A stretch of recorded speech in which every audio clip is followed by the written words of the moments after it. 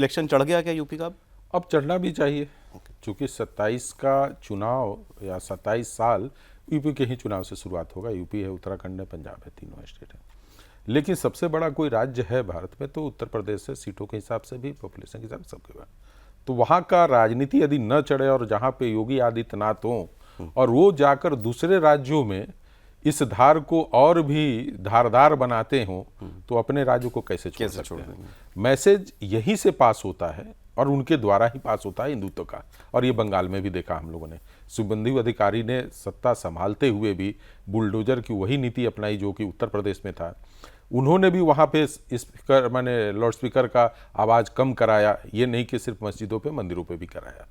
तो मैसेज तो उत्तर प्रदेश से ही जाएगा और योगी आदित्यनाथ के साथ जाएगा। चुनाव जैसे जैसे नज़दीक आएंगे इसमें शायद और ज़्यादा इजाफा हो, क्योंकि भारतीय जनता पार्टी और योगी आदित्यनाथ को पता है कि हमारे वोटर कौन है और वहाँ पे कैसे हमें बनकर आना है, और इस चीज़ों को गंवाना नहीं चाहेंगे, अपने वोटरों को खोना नहीं चाहेंगे। तो यदि उनको बना के रखना है तो मैसेज तो देना पड़ेगा ना, और मैसेज क्लियर होना चाहिए कि हम क्या करना चाहते हैं। यदि मुजफ्फरपुर दंगे के बाद वहाँ पे आज महिलाएं सुरक्षित घूम रही हैं तो ये एक मैसेज ही। मैं एक्चुअली यही आपसे पूछना चाह रहा था, यहाँ तो 10 साल सत्ता में हो जाएंगे योगी आदित्यनाथ को, बंगाल जैसे हालात भी, बंगाल में तो खैर आप चुनौती दे रहे थे, ममता बनर्जी पर आरोप खूब था मुस्लिम तुष्टीकरण का, वहाँ तो ऐसा लग रहा है लोग उनको आज़ादी मिली हो, कई बार रिएक्शन देखकर तो ऐसा लगता है। वैसी परिस्थितियाँ यूपी में नहीं हैं, फिर इस मुद्दे की, इस पोलराइजिंग नैरेटिव की इतनी रेजोनेंस क्यों है, क्यों ये काम करता है? एक्चुअली क्या है कि इतना डर बना हुआ है कि वो दोबारा वापस आने के बाद राज्य की स्थिति कितनी बिगड़ सकती है, बिहार के जैसा, ये इस डर को उनके अंदर, व्यक्ति के अंदर छिपा हुआ है, वो डर ये नहीं होने देना है।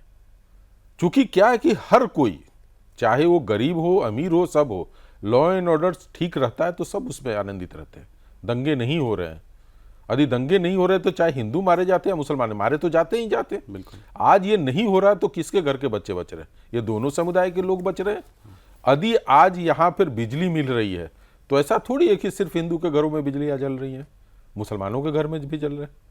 राशन मिल रहा है, घर मिल रहा है, तो उससे दोनों प्रभावित हो रहे हैं। तो ये मैसेज जो है, और जिस धार की बात आप कर रहे हैं, तो इसको बनाए हुए पब्लिक ने बना के रखा है कि भाई आप उसी पे रहिए, कि ताकि जो मेरे निडर हूं, जो घूम सकता हूं या किसी को जवाब दे सकता हूं, तो आपके इस शासन के कारण देता हूं। यदि आप चले जाएंगे तो फिर ये उठ खड़े होंगे और फिर वही करेंगे। आज भी लोगों को यही लगता है कि वो सरकार, यदि अखिलेश यादव की सरकार आएगी तो वही रोड पे गुंडागर्दी दिखेगा, वही बाइकर दिखेंगे, वही बदमाशी दिखेगी। तो ये डर जब हमारे अंदर में रहेगा तो बार बार योगी की हर स्पीच नहीं लगेगी। आपकी टीमें जाने लगी उत्तर प्रदेश में? पूरे उत्तर प्रदेश में हम लोग काम कर रहे हैं, और तीनों स्टेट जो अभी आने वाला काम कर रहे हैं। कुछ आइडिया दीजिए जरा, जैसे किस प्रकार, क्या नब्ज टटोल रहे हैं आप, किस प्रकार के सवाल होते हैं? चुनाव के जो नब्ज टटोले जाते हैं तो सबसे देखा जाता है कि कौन पॉपुलर व्यक्ति है, अच्छा, जनता उसे किसे पसंद करती है, मुद्दे क्या हो सकते हैं और किन मुद्दों के आधार पे पोल होगा। आप यदि उत्तराखंड जाएंगे तो कुछ और मिलेगा मुद्दा कि उस मुद्दे पे हम पोल कर रहे हैं। हाँ। पंजाब जाएंगे तो कुछ और मिलेगा, उत्तर प्रदेश जाएंगे तो सीधे बोलेंगे कि भाई हम तो बाबा के साथ जाना चाहते हैं। तो क्या मिलता है, रिस्पॉन्स क्या आता है? रिस्पॉन्स यही मिलता है कि नहीं, हमें योगी आदित्यनाथ की जरूरत है। देखिए, करप्शन की भी बात करते हैं लोग कि नहीं, राज्य में करप्शन बढ़ा है, ये कहते हैं। हाँ, ये कहते हैं कि भाई ब्यूरोक्रेसी जो है अभी हावी है, लेकिन उनको ये लगता है कि ये ब्यूरोक्रेसी हावी तो जरूर है, लेकिन उससे मेरा उतना नुकसान नहीं है जितना कि उस समय की जो गुंडागर्दी थी वो नुकसान कर। तो तौलती है जनता। जैसे क्या है कि मेरठ की एक परिवार की बात बता रहे हैं, पिछले 2024 की पार्लियामेंट के इलेक्शन की बात बता रहे हैं। जब हम लोग जाकर सर्वे कर रहे थे तो कुछ जगहों पे हम लोग फंस गए, तो लोकेशन का वो था, गांव की बात बता रहे हैं। तो एक मुस्लिम परिवार के अंदर उन्होंने कहा, बैठिए, जब बात होने लगी तो उन्होंने कहा कि भाई देखिए, हम लोग तो योगी आदित्यनाथ को वोट देंगे, मुस्लिम फैमिली। हाँ, पार्लियामेंट में हम लोग नहीं दे रहे हैं, लेकिन हम लोग विधानसभा में देंगे। तो हम लोगों का एक प्रश्न था कि भाई क्यों आप योगी आदित्यनाथ को जो सबसे ज्यादा मुस्लिम के अगेंस्ट में बोलते हैं? तो उन्होंने कहा कि आज हमारे बच्चे स्कूल जा रहे हैं तो उनके कारण जा रहे हैं, नहीं तो पहले कट्टे लेकर वो मैदान में जाते थे और वहां खेलते थे कट्टे के साथ। तो यदि कोई बदलाव हो रहा तो उनके फैमिली में भी हो रहा है।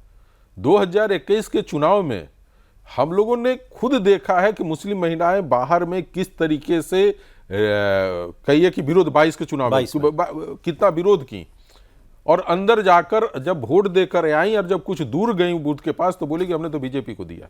क्यों दिया है? तो भाई हमें राशन मिला है, हमें सुरक्षा मिला है, हमारे घर में बिजली जल रही है। तो अब बताइए, ये लोग बोलते कुछ भी हो, काम भी करते हैं। काम भी करते हैं। तो लोगों को उस नैरेटिव से बहुत ज्यादा नहीं फर्क पड़ रहा है, लोगों को लग रहा है कि इस नैरेटिव के कारण हमें क्या मिल रहा है।